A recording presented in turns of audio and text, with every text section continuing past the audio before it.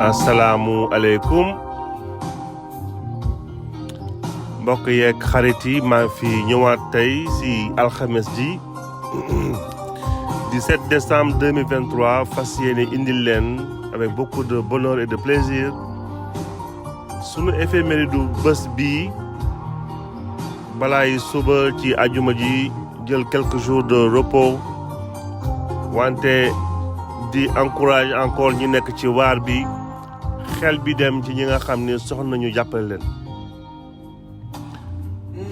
sunu éphéméride tey ñoo ngi koy articuler ci ñeenti ponk ñeenti fait historique yu am solo dinañ ko jéem a tënk lu ñu mën nag wante du yomb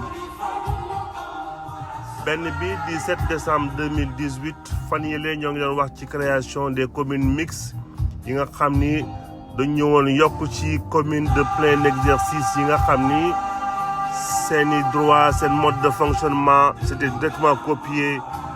dans les réglementations et lois de la métropole tey nag nekkoon bésum Diourbel 7 décembre bi 2018 bu ñu fa jógee ñëw ci événement bu triste bi di disparition Jean Mermoz le 7 décembre 1936 Jean Mermoz nekkoon pilote aéropostal bi nga xam ni mi ngi doon rallier Sénégal ak Brésil bu ñu fa jógee ñëw ci deuxième bombardement bi nga xam ne bi portugais yi def nañ ko foofu ci benn village bu Casamance donc fu ñu naan Samin ci sud de Casamance c'était le 7 décembre 1969 réaction yi ci Senghor amoon ci jamono boobu war a jeexale ci création école polytechnique de Thiès le 7 décembre 1973 donc ñëw sunu premier élément tey 17 décembre 1918 création commune mixte de Diourbel ñëwaat rek rappeler balaa ñuy jàll ci yeneen éléments yi di naan décret 1891 bii moo ubbi woon possibilité pour mu promouvoir yenn agglomération yi nga xam ne dañoo commencé woon a rëy en termes de population et d'activité économique ñu yóbbu leen ci rang ce qu'on appelle commune mixte nga xam ni ñeent yi si jiitu woon ci plein exercice bi di Ndar Gorée 1872 Saint-Rufisque après ak Dakar 1887 ñoom ñëw nekk de plein amoon privilège de commune de la métropole commune mixte yi dirigée par un administrateur maire doté d'une commission municipale ñoo ñëpp ki leen doon nommé du gouverneur Sénégal ba balaa muy soppeeku en 1939 donc commune mixte yi créé woon nañ ko bi ci njëkk en 1904 déjà mooy Thiès Tivaouane ak Louga mbokk ñu ñëw ci kaaw événement tragique bi di disparition ci géej Jean Mermoz nga xam ne kenn mujj ko woon a retrouver malgré les faux espoirs yi amoon ci alerte yi ñu amoon dans les wetu Rio et tout wetu Natal mooy dëkk bi Brésil bi nga xam ni Jean Mermoz ak ses copilotes doon na jéem a rallier Jean Mermoz ki di Jean Mermoz di pilote bu exceptionnel nga xam ne dana rallier ay dëkk yu bëri dans le cadre de l'aéropostale avion bi mu doon dawal nag tuddee ko la croix du sud donc nekkoon doon jóge woon Ndar ci Sénégal le 28 mai 1934 dafa doon jéem a rallier comme li ñu doon wax léegi Natal bi nga xam ni à bord d'un trimoteur ñu tuddee ko woon aussi l'arc-en-ciel ñu ñëw ci péripétie événement bi boobu nga xam ne dafa marqué woon France marqué woon on le sent ci tempérament journaux yi ci jamono boobu muy le Figaro par exemple di naan sans nouvelles de Mermoz et ses 4 compagnons on ose et on espère que le silence est uniquement dû à une panne moteur donc jaaxle bi 7 décembre bi amee amatuñu benn nouvelle la Croix du Sud mooy avion bi doon transporter ñoom Jean Mermoz avec ses copilotes mu nekkoon loo xam ne commencé woon na inquiéter population française parce que il était considéré comme un héros. Dernière information bi ñu amoon c'était de 10h43 bi nga xam ni benn information moo remonté woon que les moteurs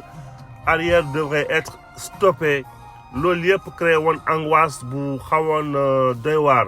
Donc les dernières traces ci la Croix du Sud ñoo ngi leen amoon à 800 kilomètres comme on dit des côtes sénégalaises boobu lañ ko amatul woon nouvelle ba 9 décembre bi. Toujours les spéculations et les émotions montent en France. Donc à partir de 11 décembre nag ci la aviation française commencé déclencher sa période de deuil jàpp ni malgré faux espoir bi ñu amoon que ils avaient repéré l'avion booru Rio. Espoir boobu ça s'est pas confirmé par la suite ñu mujj acté rek que finalement il a fini au fond de l'océan. Jean Mermoz chaque année ñu ngi koy célébrer en France. Wante aussi il y a eu beaucoup de courses d'avions, des aventures Toulouse-Dakar yuy ñëw di célébrer Jean Mermoz mu nekk lu rafet. En tout cas ça remontait à cette période-là de l'histoire. Loolu la ñu doon wax ci histoire Jean Mermoz. ñu ñëw ci sunu 7 décembre 1969. 7 décembre 1969 ci la armée portugaise pour la deuxième fois ñëw bombarder foofu benn village bi ñu naan Samin ci Casamance. Loolu c'était la première fois ndax c'était la deuxième fois. Première fois bi déjà c'était le 25 novembre ba tey ñu ñëw répéter ko encore. Ce qu'il faut comprendre ci histoire bi mooy période la boo xam ne bi population addina bi yëpp du moins population Afrique yi nga xam ne yëpp ñu nekkoon sous domination coloniale population yëpp ñoo amoon projet bëgg am seen liberté totale seen autodétermination totale. Donc à un moment donné bi portugais commencé dëgër bopp si le opposition civile ñëw commencé lancer son mouvement armé. Opposition civile bi ñoo ngi déclenché le mouvement armé en 1963 avec le PAIGC nekkoon guerre d'indépendance bu cristallisé woon bu baax ci peuple guinéen bi Guinée-Bissau. 7 décembre bi donc comme dañu jàppee woon Sénégal di Casamance comme base arrière pour la deuxième fois ci lañ ñëw bombarder dëkk boobu di Samin. UPS jamono boobu ak Senghor génn ci réunion très furieux ci récidive boobu ci la ñu convoqué d'ailleurs benn réunion de conseil de sécurité pour jéem a arrêter ces agressions-là avec bien sûr toutes les menaces ci yi Senghor defoon contre les Portugais par voie diplomatique d'ailleurs ci Lisbonne jëm leen avertir que la prochaine fois dana am ay riposte. Wante boo xoolee histoire Sénégal seen xeex duñu ko xeex c'est pas que ñoo bëgg a xeex Sénégal duñu mës a xeex seen xeex wante fu xeexu jàmbur amee ñoo fay jiitu di ko sant yàlla aussi quelque part parce qu'on se rappelle encore événement Mauritanie ba Abdou Diouf déclaré que il n'était pas pour la guerre avec sa fameuse phrase ay bu ñu guerroon. Donc Sénégal xamul guerre contre ses voisins wante fu théâtre d'opération extérieure amee dawal nañu seen relation diplomatique pour ñëw dans le cadre de l'ONU ou MINUSMA war cee participer. Là Senghor était en train de menacer de riposte et de représailles pour la prochaine fois et parallèlement parce que plutôt de la guerre c'est le dialogue. Donc il avait fait des propositions à autodétermination à plusieurs étapes bi nga xam ne bi ci lañ commencé reconnaître yenn droit opposition ak peuple bu Guinée pour que au fur et à mesure ñu mën a am seen indépendance. Donc mbir yi noonu la demee woon Senghor regretté quand même li États-Unis parce que Conseil de sécurité des Nations Unies ba mu ñëwee def vote boobu États-Unis faisaient partie des pays qui n'ont pas voté cette résolution, au grand regret d'ailleurs de Senghor, qui n'arrivait pas à comprendre pourquoi les puissances occidentales. Je dirais regret, mais c'est confirmation en disant, en traitant les Portugais de racistes. Cette fameuse phrase, les Africains ne doivent pas se faire d'illusions. Nous n'intéressons pas et nous ne pouvons pas intéresser les deux grands. Notre vocation doit être associée à l'Europe occidentale par l'intermédiaire d'un marché commun. Donc jàpp nañ ni muy Russie muy États-Unis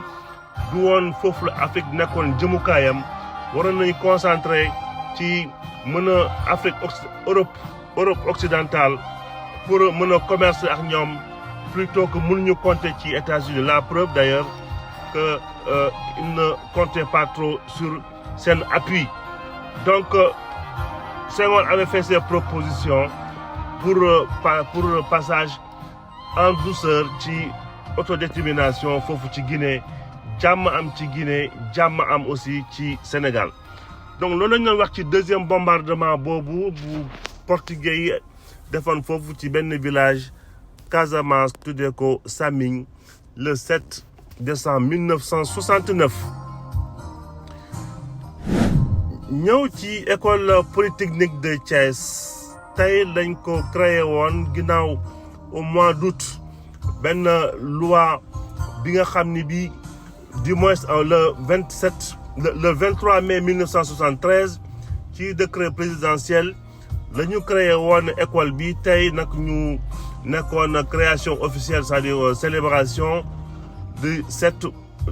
décembre 1973. École bi nga xam ni bii nekkoon na école de prestige ci Sénégal nekk considéré woon ko aussi comme le bras technique de l'État waroon formé en génie civil lépp luy cadre ci sunu réew. Au début école bi rattaché ci ministère des forces armées ba par la suite ñu rattaché ko ci éducation nationale. École de prestige donc ñu bëre jàng nañ fa nekkoon en partenariat avec benn école de même hauteur ci Canada wante aussi Maroc, Burkina Faso, Belgique aussi nekkoon nañu en partenariat avec école polytechnique de Thiès. École bi formé na ay cadres yu mari sunu réew di Aly Ngouille Ndiaye, Maïmouna Ndoye Seck, Abdou Ndéné Sall, Youssouf Sakho ak Seydou Sy Sall. Donc loolu lañ leen wax ci création école polytechnique de Thiès di jeexalee fii sunu éphéméride ba suba àjjuma si. D'ici là portez-vous bien, excellente journée ba suba ñu yeggalee waxtaan bi.